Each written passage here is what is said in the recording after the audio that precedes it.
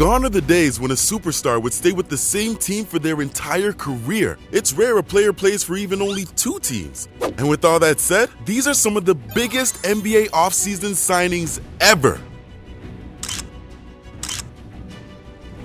We're starting off with one that should have never happened. Everyone knew it could only tarnish this legend's career. But how do you tell this guy no? On September 25th, 2001, His Airness, Michael Jordan, came out of retirement, signing a 2-year deal with the Washington Wizards. At 38, everyone knew Jordan was over the hill. The Wizards weren't a playoff contender and were only paying him $2 million for 2 seasons. They saw this as a chance to get fans in the seats, so it was a smart move on their part. For Jordan, however, no good would really come out of this. He just really missed playing the game. When Jordan announced he was donating his first-year salary to families suffering the tragedies of the 9/11 attack, it was hard to be upset at him for returning. Just don't bring it up in Chicago. For Bulls fans, seeing Jordan in a Wizards jersey is sacrilegious. How Bulls fans felt can't even touch how heartbroken this next player left his former city. One day he was the most loved man in the city, and the next day they were burning his jersey and sending him death threats. Some fans take it way too personal sometimes. In 2016, Kevin Durant single-handedly crushed an entire city when he left the Oklahoma City Thunder and signed with the, Golden State Warriors. It gave Durant's character a little bit of a black eye, but from a career standpoint, it was a smart signing. It can be easy leaving a city and a franchise that meant so much to you. Oklahoma City has only one professional sports franchise, and Durant was the face of it, basically making him the face of the city. It also can be easy to leave a city when your teammates kidnap you and barricade you in your own home, not letting you leave until you agree to stay. That's exactly what happened to this next player in one of the craziest stories behind a professional sports signing you will ever hear. Maybe the only time a felony may have been involved. In free agency of 2015, the Dallas Mavericks were looking to add to their front court next to superstar Dirk Nowitzki. Dallas wasted little time finding their man in Clippers free agent DeAndre Jordan. They quickly made an agreement with Jordan that would make him a Maverick. The only thing left to do was put pen to paper and sign the contract to make it legal. But before Jordan could meet with Mavericks owner Mark Cuban, about half of the Clippers team came to Jordan's house and barricaded him inside, not letting him leave until he agreed to sign back with the Clippers. They literally locked him in the house. Even Blake Griffin posted pictures of furniture against doors in Jordan's house on his social media. And along with Griffin was point guard Chris Paul and even coach Doc Rivers. Meanwhile, Mark Cuban was frantically searching for DeAndre Jordan's home. Eventually, DeAndre Jordan agreed to stay with the Clippers, and the hostage crisis was over. Maybe if Mark Cuban wasn't so busy on the set of Shark Tank, he would have found DeAndre Jordan in time. I dare anybody in the NBA to try to kidnap this next absolute freak of nature, one of the biggest players in NBA history, literally and figuratively. Little did we know, he was the first piece of what was going to be the greatest duo in NBA history.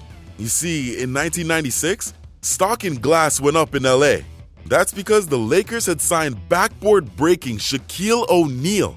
And after being the greatest thing to happen to Orlando since Disney World, Shaq was leaving his boy Penny and the Magic for the Hollywood Hills. Soon, the Lakers would add a young player by the name of Kobe Bryant. And despite their differences, they went on to win 3 NBA championships together, making the Lakers of the early 2000s one of the greatest dynasties of all time. But the next signing of our list broke up one of the greatest duos of all time, breaking hearts of fans in numerous countries. Because in 2004, Mavericks owner Mark Cuban refused to match the Phoenix Suns' offer to Steve Nash. This caused Nash to sign with the Suns, breaking up the incredible duo of Nash and Nowitzki.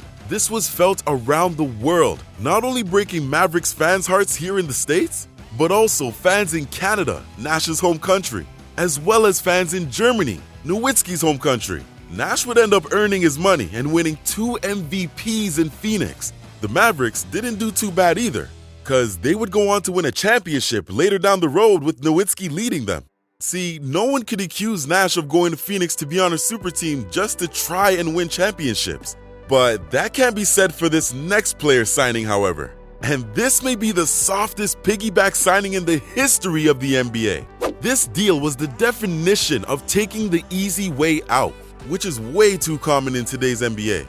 Known as a hard-working, blue-collar player, Demarcus Cousins shocked us when he took the easy way out to the finals by signing with the Golden State Warriors in 2018. It's now common practice to jump ship after a few seasons if your team isn't a contender. Cousins didn't get his ring, however, and justice was served. I wish that's what would have happened to this next player who was one of the first notable guys to piggyback for a championship, creating the formula that has been followed so many times. Superstar player feels like he isn't getting enough help, so instead of sticking it out, he bails on his team and his city. The league would never be the same after this guy did it. The Toronto Raptors had star players in the past, Vince Carter and Tracy McGrady to name a few, but were never really a contender. The same could be said when Bosh got to Toronto. Not happy with where the Raptors franchise was headed, he met with other notable free agents in 2010 to create what people would call a super team in Miami. Bosh was a big part of Miami's run, but he still jumped ship from Toronto for the much easier path to a championship. At least he didn't have a 30-minute TV show about where he was signing,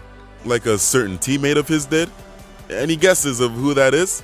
King James had a half-hour TV show along with Jim Gray to announce he was turning his back on his hometown to sign with the Miami Heat, turning the 2010 NBA free agency into an absolute circus. The NBA would never be the same after that offseason, setting a new precedent for players recruiting one another.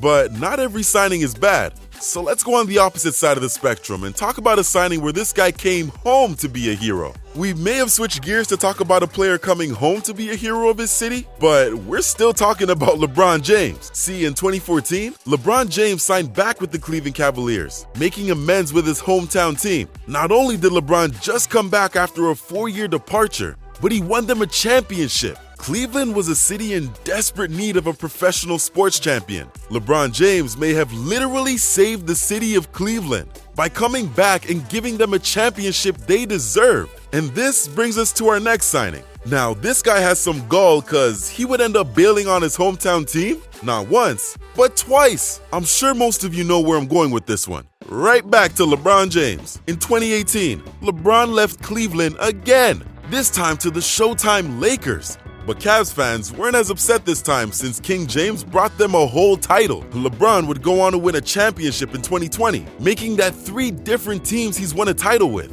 Though he's showing small signs of slowing down, he's still going strong. And James has been quoted saying that returning to Cleveland for a 3rd time could be a possibility as well. But would the Cavs even want Grandpa James? Nah, I'm kidding. I'm sure of it. Cleveland will always welcome back the king with open arms, as they should. We started this video with what many people say is the greatest player of all time in Michael Jordan. And we end this video with who many say is the greatest player of all time in LeBron James. That's a debate that will go on forever. But be sure to leave your comments below. We enjoy reading them. And this has been 10 of the biggest offseason signings in NBA history. Don't forget to subscribe, and we'll see you next time.